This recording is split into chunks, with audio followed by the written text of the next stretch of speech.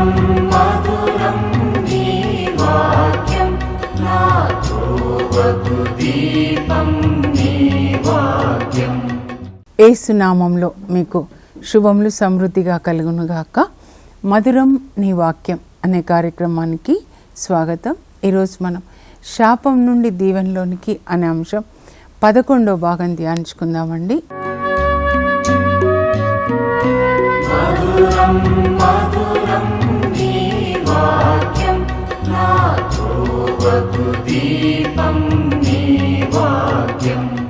ఈరోజు మలాకి గ్రంథం నుంచి చూద్దాము. 3:9 10వ పాలును దేవాలయమునకు అర్పించని వారు శాపగ్రస్తులు అని అక్కడ రాయబడి ఉందండి.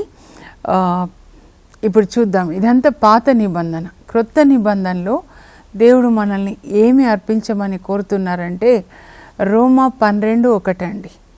మీరు దేవునికి ప్రియులు పరిశుద్ధులు కనుక పరిశుద్ధముగా సజీవ యాగముగా మీ దేహాన్ని దేవునికి అర్పించండి. ఇదే దేవుడు కోరుకునే అర్పణ అన్నమాట. అందుకే యేసుప్రభు అంటారు హెబ్రీ పత్రిక 10లో మీరు చదివితే 7, నాన్న నేను ఈ లోకానికి వచ్చాను నీ చిత్తం చేయడానికి, నువ్వు నాకు ఒక శరీరాన్ని ఇచ్చావు నీ చిత్తం చేయడానికి, నేను నీ చిత్తం చేయడానికి వచ్చాను. మనందరికీ కూడా దేవుడు ఒక శరీరాన్ని ఇచ్చారు ఆయన చిత్తం చేయడానికి, మన మనస్సు కోరిందంతా చేయడానికి కాదు, కానీ ఆయన చిత్తం చేయడానికి. కనుక 10వ పాలు కాదండి ముఖ్యమైనది, పరిశుద్ధంగా దేవునికి ప్రీతికరంగా సజీవయాగంగా మన దేహాన్ని ఆయనకి సమర్పించుకోవాలి. ఆ నూతన నిబంధన మరియ తల్లి తన దేహాన్ని దేవునికి సమర్పించుకొనుటతో ప్రారంభమవుతుంది అన్నమాట. సమర్పణ జీవితం అన్నమాట. మొత్తం ఆయనదే. ఆయనకి దేహాన్ని సమర్పించామంటే కన్నులు ఆయనవే, నాలుక ఆయనదే, చెవులు, ఆలోచనలు, హృదయము, ప్రతి ఒక్క భాగం అన్నమాట. అందుకే వాళ్ళు పాత నిబంధనలో సమర్పించేటప్పుడు మేక, గొర్రె పిల్ల ఒక్కొక్క భాగంగా సమర్పిస్తారు యాజకులు దేవునికి. రోమా 6:13 చదివితే పౌలు రాస్తాడు, మీ దేహంలోని అవయవాలన్నీ కూడా ఒక్కొక్క అవయవం నీతికి సాధనములుగా దేవునికి అర్పించండి. నీతికి సాధనం. నాలుక సత్యమైన నాలుక, యోబులాగా అన్నమాట. నేను నా బొందిలో నీ శ్వాస ఉన్నంత వరకు, నా ముక్కు రంధ్రములలో నీ ఊపిరి ఉన్నంత వరకు ఈ నాలుక అసత్యం ఆడదు, ఈ పెదవులు అబద్ధం పలకవు. యోబు 27లో 3-4 వచనాలు అన్నమాట.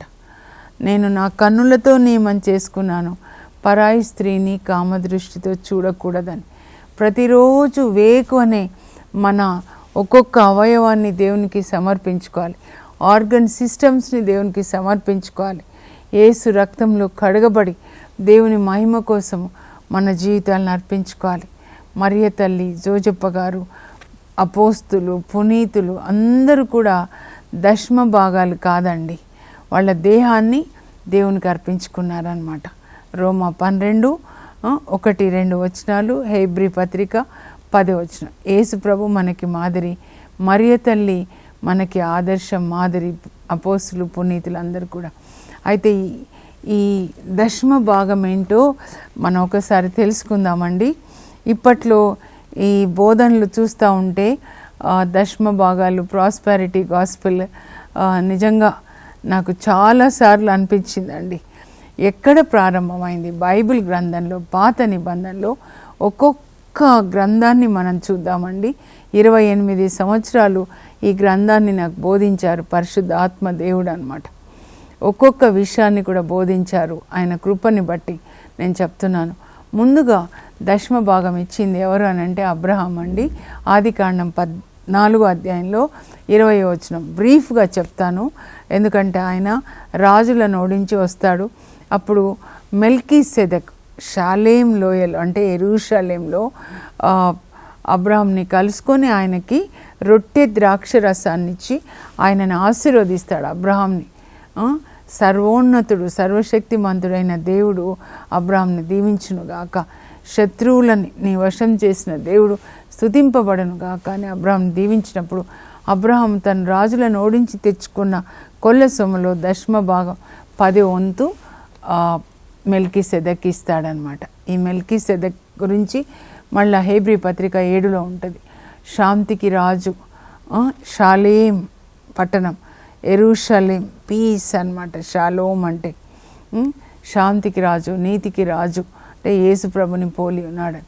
ఆ తర్వాత ఆయన మనవడు అబ్రహాం మనవడు యాకోబు మరి ఆదికాండం 28లో వాళ్ళ అన్నయ్య దీవెనలీన మోసంతో పొంది భయపడి పారిపోతున్నప్పుడు నిద్రపోతాడనమాట. అప్పుడు కళ్ళలో నిచ్చెన ద్వారా, ఆ నిచ్చెన యేసు ప్రభే, దేవదూతలు దిగుతూ ఎక్కుతూ ఉంటారు. దేవుడు ఆ నిచ్చెన మొదలు నిలబడి అతనితో మాట్లాడతారనమాట కలలో.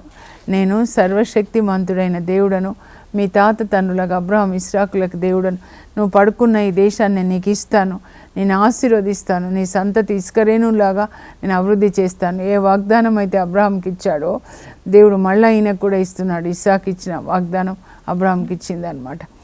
నేను నీకు ఇస్తాను, నీ సంతతి ద్వారా భూలోకంలో ఉన్న వంశాలన్నీ కూడా ఆశీర్వదించబడతాయి. నేను ఆశీర్వదించే వరకు వదలను. దేవుని హృదయం తెలుసా, నేను ఆశీర్వదించే వరకు ఆయన వదలరు అనమాట. ఆయన చెప్పినట్లుగా విధేయించాలి. అప్పుడు ఆయన లేచి, అబ్బా ఇది ఎంత పరిశుద్ధమైన స్థలము, భయంకరమైనదంటే పరిశుద్ధమైనది, ఎందుకంటే ఇక్కడ దేవుడు ఉన్నాడు కదా అని చెప్పి ఆ స్థలానికి ఆయన బెతేల్ అని పేరు పెడతాడు. ఎల్ అంటే దేవుడు, బెత్ అంటే హౌస్ ఆఫ్ గాడ్. ఇది స్వర్గద్వారం, దైవ నిలయం అని చెప్పి బెతేల్ అని పేరు పెడతాడనమాట. అక్కడ ఆయన ఆ ఏ రాయి అయితే దిండుగా చేసుకొని పడుకున్నాడో ఆ రాయిని అక్కడ దాని మీద తైలం పోసి ఆ స్థలానికి బెతేల్ అని పేరు పెడతాడు కదా. ఇది దైవ మందిరం అగునుగాక అని చెప్పి నన్ను క్షేమంగా తీసుకెళ్ళి మళ్ళీ దేవుడు నన్ను లాభంగా తీసుకొని వస్తే నాకు ఏదైతే నువ్వు ఇస్తావో అందులో నువ్వు ఇచ్చిన దాంట్లో దశమ భాగం నేను నీకు ఇస్తాను అని చెప్తాడనమాట. ఇప్పుడు అక్కడ ఏంటంటే ఆ రాయి ఇది దైవ మందిరం అగునుగాక అంటే ప్రజలు మెల్లగా దాన్ని ఆరాధించడం మొదలుపెట్టారనమాట. అది కాదండి, దేవుణ్ణి విడిచిపెట్టేసి దేవుని ఆజ్ఞలు విడిచిపెట్టి ఈ స్థలాన్ని ఆశీర్వదించడం, ఈ స్థలానికి వెళ్ళడం అది కాదండి. ఏది ముఖ్యమంటే దేవుని మాట ముఖ్యమైందన్నమాట. దేవుడు అక్కడ ఆయనకేం వాగ్దానం చేశారు, ఓకేనా. ఇప్పుడు అబ్రహాం అయిపోయింది, యాకోబు అయిపోయిందండి. ఇంకా తర్వాత మనం నిర్గమకాండానికి వస్తే 13వ అధ్యాయంలో 1-2 వచనాలు అనమాట. అక్కడ నిర్గమకాండం 12లో వాళ్ళు మొదటిసారిగా పాస్కా పండుగ చేసుకుంటారు, పాస్కాను భుజిస్తారు. ఇంకా వాళ్ళు అక్కడి నుంచి బయటికి వచ్చేస్తున్నారనమాట. సో దేవుడు మోషేతో అనేక విషయాలు చెప్తారు. మీ తొలిచూలు పిల్లలు, తొలిచూలు పంట అంతా కూడా, మీ తొలిచూలు పిల్లలు తొలి పంట నాకు చెందింది అని. ఎందుకు అని మీ పిల్లలు అడిగితే చెప్పండి, ఇక్కడ ఐగుప్తీల తొలిచూలు బిడ్డల్ని నేను చంపాను మిమ్మల్ని విడిపించడానికి, కనుక మీకు పుట్టిన మగ పిల్లలు, తొలిచూలు పిల్లలు నాకు చెందినవారు. అందుకే మగబిడ్డలు, కేరళలో ఫాదర్స్ నాకు చెప్పారండి. ఒక ఫాదర్ కర్నూలులో కలుసుకున్నప్పుడు, మా అమ్మ నాన్న వివాహ దినాన మొదటి మగబిడ్డని నాకు మీకు సమర్పిస్తాము అని పెళ్లి రోజే వాగ్దానం చేసుకున్నారంట. పెళ్ళి వాగ్దానాల తర్వాత ఆ విధంగా నన్ను ఇచ్చారని ఫాదర్ అబ్రహాం గారండి, నాకు గుర్తుందనమాట. మొదటి బిడ్డని దేవుని సేవకి సమర్పించడం అనమాట. ఆ తర్వాత ఇంకా ద్వితీయోపదేశకాండంలో కూడా ఉందండి. అయితే ఇప్పుడు మనం సంఖ్యాకాండానికి వద్దాం.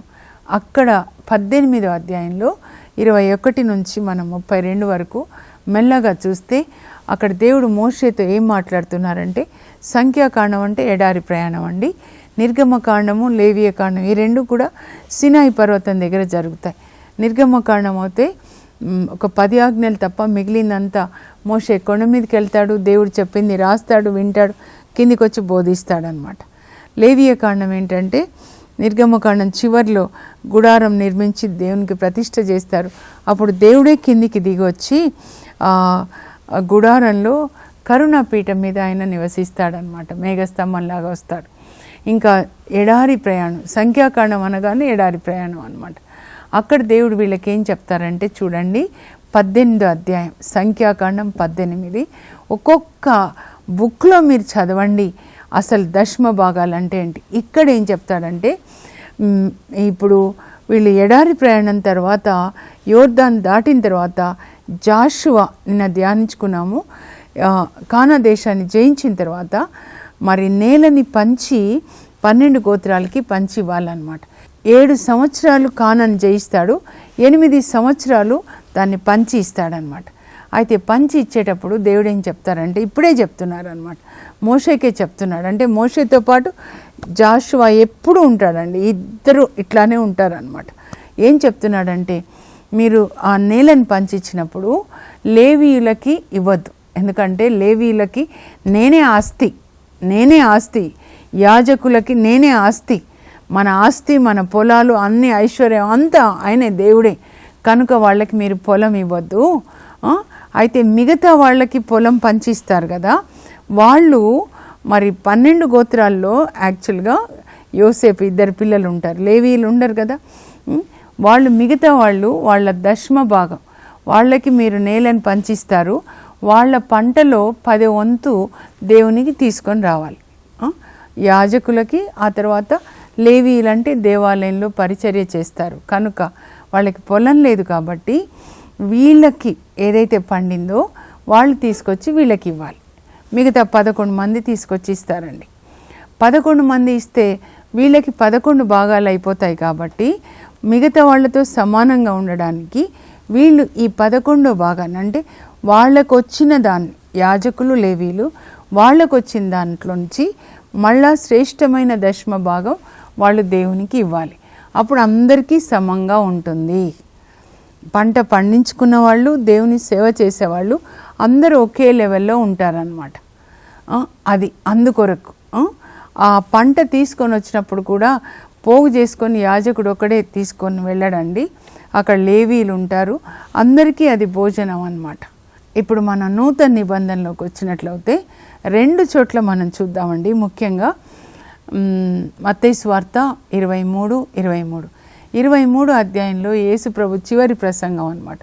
అప్పుడు వాళ్ళు పరిసయ్యులను గురించి చెప్తారనమాట. ఏంటంటే, మీరు ప్రతి దాంట్లో, ప్రతి ఆకుకూరలో సదాప లేకపోతే కొత్తిమీర లేకపోతే అన్నీ, ప్రతి పుదీనా, ప్రతి దాంట్లో దశమ భాగాలు తీసుకొని వచ్చి ఇస్తున్నారు. అయితే ధర్మశాస్త్రంలో ప్రధానమైనటువంటి ధర్మాన్ని, దైవ ప్రేమను, సత్యసంధతను, కరుణని మీరు నిర్లక్ష్యం చేస్తున్నారు. ఈ దశమ భాగాలు ఇస్తున్నారు కానీ మీకు పేదల పట్ల కరుణ లేదు, దయ లేదు. ముఖ్యమైనది దయ. ధర్మశాస్త్రంలో ధర్మాన్ని పాటించాలి. పేదల్ని వడ్డీల పేర్లతో దోచుకుంటూ ఉన్నారు. వాళ్ళకి అప్పు ఇచ్చినప్పుడు వాళ్ళ పిల్లల్ని బానిసలు చేస్తున్నారు, పొలాన్ని తాకట్టు పెడుతున్నారు, ఇలా ధనాన్ని పోగు చేసుకుంటూ ఉన్నారు. మీరు ఎట్లా ఉందంటే మీరు చేసేది, ఇదిగో వడపోసి దోమని తీసేసి ఒంటని దిగమింగుతున్నారంట. చాలా జాగ్రత్తగా జీసస్ చెప్పిన ఈ ఉపమానాన్ని మనం గ్రహించాలి. దశమ భాగాలు ఇస్తున్నారు, తల్లిదండ్రులను చూసుకునే అవసరం లేదని చెప్తున్నారు. మత్తయి 15లో యేసుప్రభు మాట్లాడతారు, 1 నుంచి 8 వరకు మీరు చూస్తే దశమ భాగాలు ఎంత ఇదిగా ఇస్తారు, కానీ తల్లిదండ్రుల పట్ల కరుణ లేదు. పేదలు, అక్కడ ప్రాణం పోతుంది రోడ్డు మీద, మంచి సమరయుని ఉపమానంలో ఆయన మీద కరుణ లేదు. దోచుకోవడము, అందులో తీసుకొచ్చి మరి దశమ భాగం ఇవ్వడం.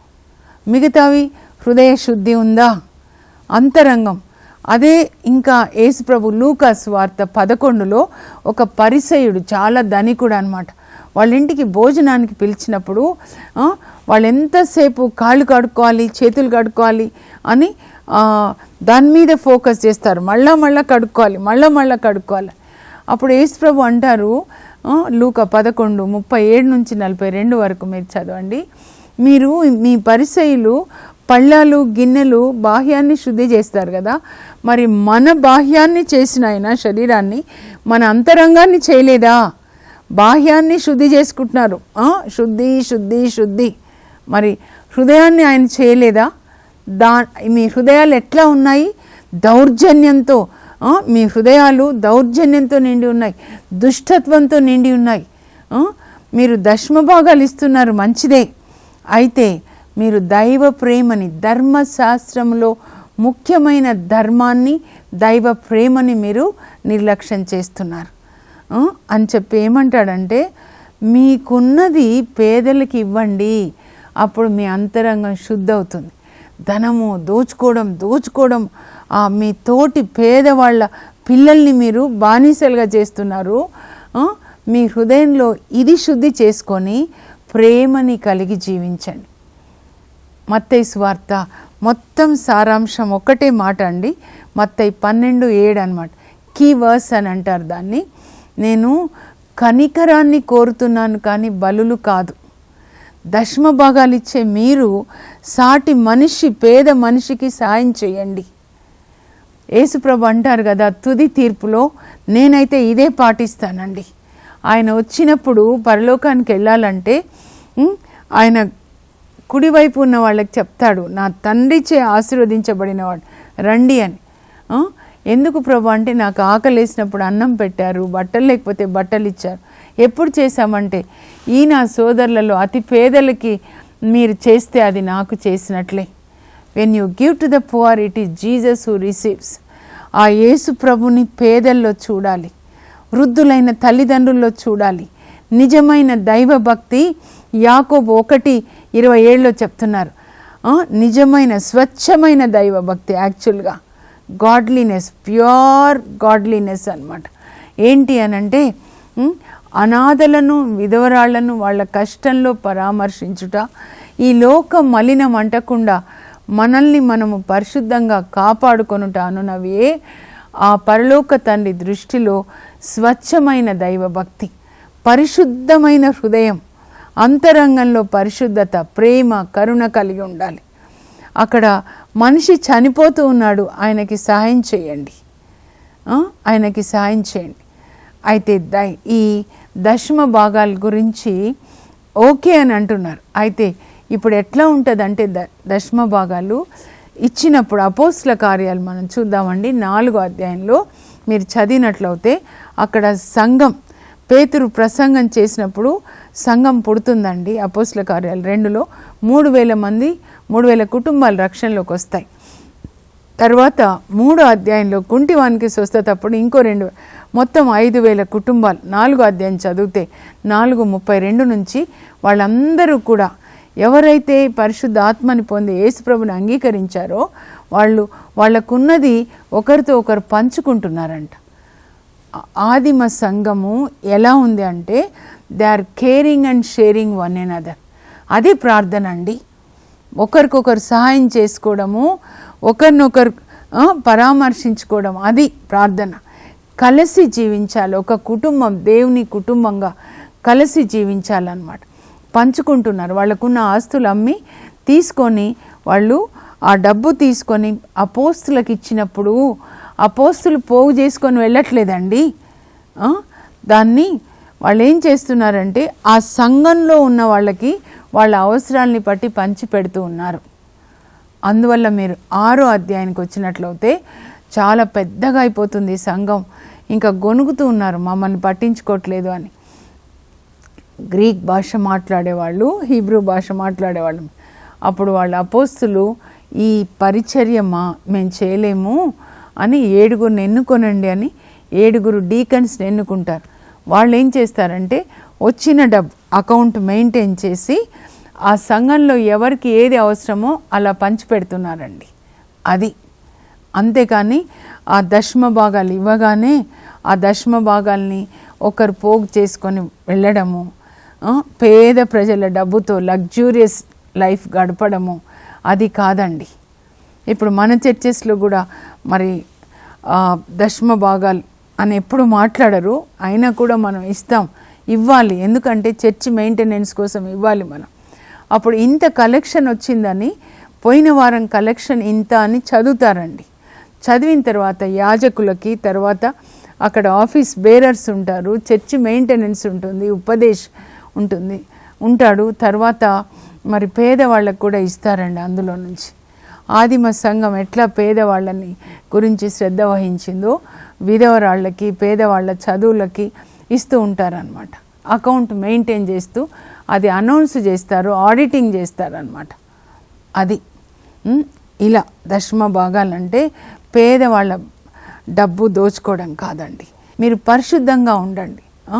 ఎంతమంది త్రాగుబోతులండి, ఎంతమందికి మరి అక్రమ సంబంధం ఉంది, అవినీతిగా డబ్బు సంపాదించేవాళ్ళు, కుటుంబంలో సమాధానం లేదు, విడిపోతున్నారు. ఏమా అంటే ఇంకొక స్త్రీతో. ఏది కరెక్ట్ చేయాలో ఫోకస్ దేని మీద అంటే దశమ భాగాలు కాదు. ఇన్ని వేల సంవత్సరాలు మన చర్చి నడవట్లేదా అండి? ఎంత కావాలో దేవుడే ఇచ్చేస్తారు. కానీ ముఖ్యమైనది ఏంటంటే మీ దేవుడు పరిశుద్ధుడైనట్లే మీరును పరిశుద్ధులై ఉండండి. మీ దేహాన్ని మరియ తల్లిలాగా అపోస్తులు పునీతులాగా పరిశుద్ధంగా దేవునికి సమర్పిస్తే ఆయన మన హృదయంలో ఉంటాడు, మనలో నివసిస్తూ మన ద్వారా తన పనిని కొనసాగిస్తాడు. ఇప్పుడు మలాకి గ్రంథానికి వద్దామండి. మలాకి గ్రంథం అసలు ఎప్పుడు జరిగింది అనంటే క్రీస్తు పూర్వం 432 నుంచి 425 వరకు 7 సంవత్సరాలు. నెహిమియా గ్రంథం మధ్యలో ఇది జరుగుతుందన్నమాట. నెహిమియా గవర్నర్గా అపాయింట్ చేయబడతాడు. మరి వైన్ పోరర్ అనమాట. అక్కడ ఎస్తేర్ రాణి ఉంటుంది, వాళ్ళ మారు కొడుకు స్టెప్స్ సన్ అనమాట, అర్థహశస్త. అక్కడ వైన్ పోరర్గా ఉంటాడు.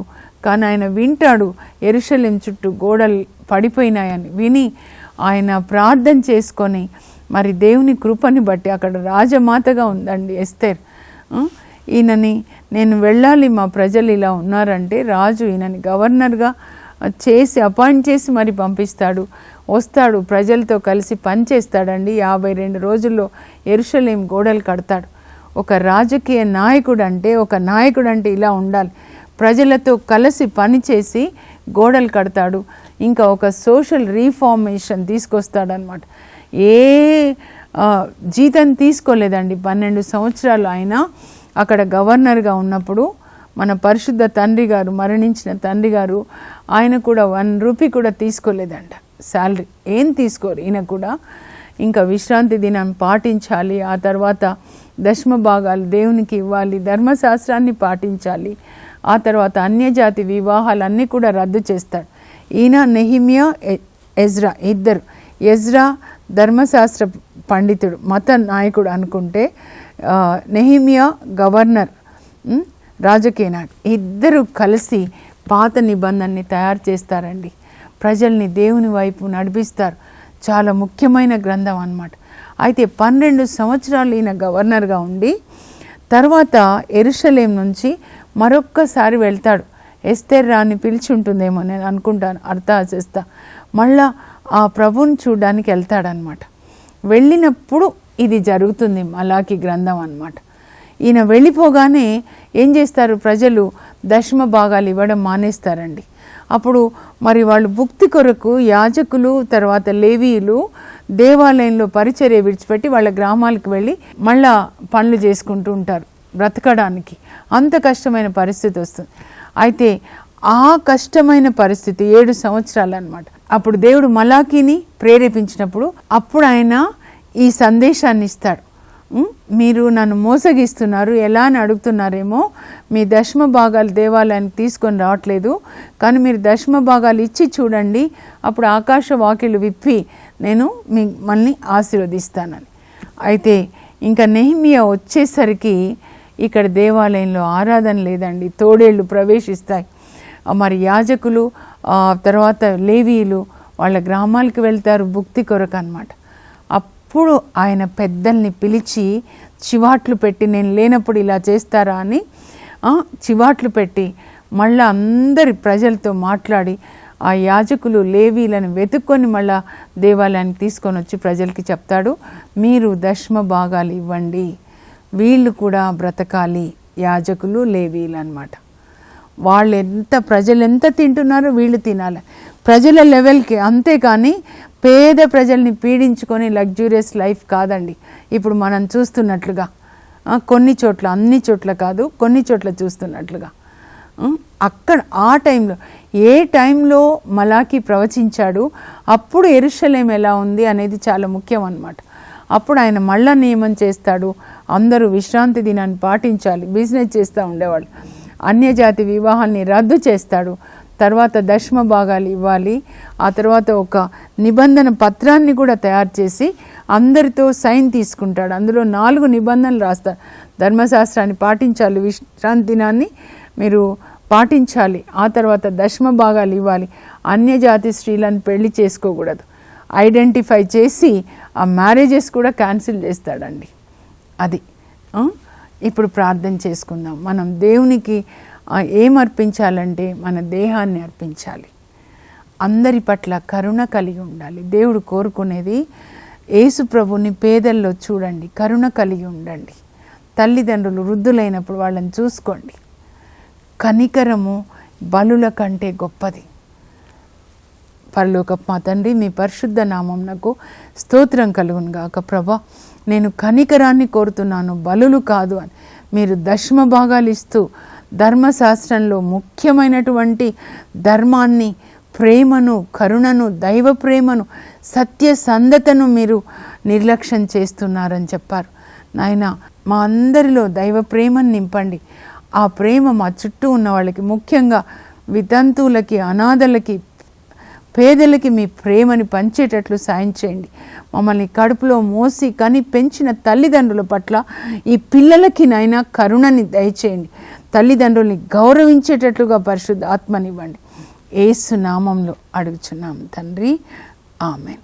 అందరం కలిసి ప్రేమగా మనకున్నది ఇతరులతో, పేదలతో పంచుకొని ప్రేమగా జీవించడమే దేవుని రాజ్యం అండి. God bless you. Have a blessed day.